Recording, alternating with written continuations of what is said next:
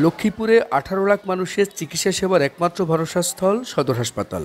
100 শয্যার হাসপাতাল হলেও বর্তমানে হাসপাতালটিতে ভর্তি রয়েছেন 3 শতাধিক রোগী। এতে শয্যা সংকটে ভোগান্তিতে পড়েছেন রোগীরা। সাম্প্রতিক ভয়াবহ বন্যা পরবর্তী পানিবাহিত রোগের পাশাপাশি দেখা দিয়েছে ডায়রিয়ার প্রকোপ। পাশাপাশি বাড়ছে ডেঙ্গু রোগীও। গত 10 দিনে ডায়রিয়া আক্রান্ত হয়ে চিকিৎসা সেবা নিয়েছেন 6 শতাধিক রোগী। অথচ হাসপাতালটিতে ডায়রিয়া ওয়ার্ডে শয্যা রয়েছে মাত্র 10টি। প্রতিদিনই ডায়রিয়া ওয়ার্ডে গড়ে ভর্তি থাকে 90 থেকে 100 রোগী। একটা সিটে 3টা 4টা করে বাচ্চা দেয়, না পেশেন্ট থাকবে না বাচ্চার মা থাকবে।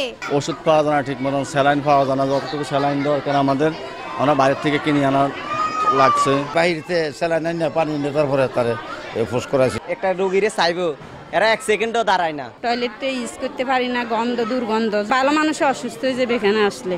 জনবল ও শয্যা সংকট থাকায় সেবা দিতে হিমশিম অবস্থা নার্স ও চিকিৎসকদের। যে পরিমাণে ডায়রিয়া রোগী লক্ষ্মীপুর শহরে বাড়ছে, এতে আসলে আমরাও এটা চিকিৎসা সেবা দিতে হিমশিম খাচ্ছি। প্রতিদিন আমাদের 50-এর উপরে রোগী আসে, নার্স এবং চিকিৎসক আমরা খুব হিমশিম খাইতেছি।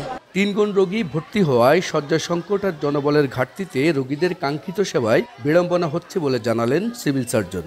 বিষয়টি ঊর্ধ্বতন কর্তৃপক্ষকে জানানো হলেও মেলেনি সমাধান।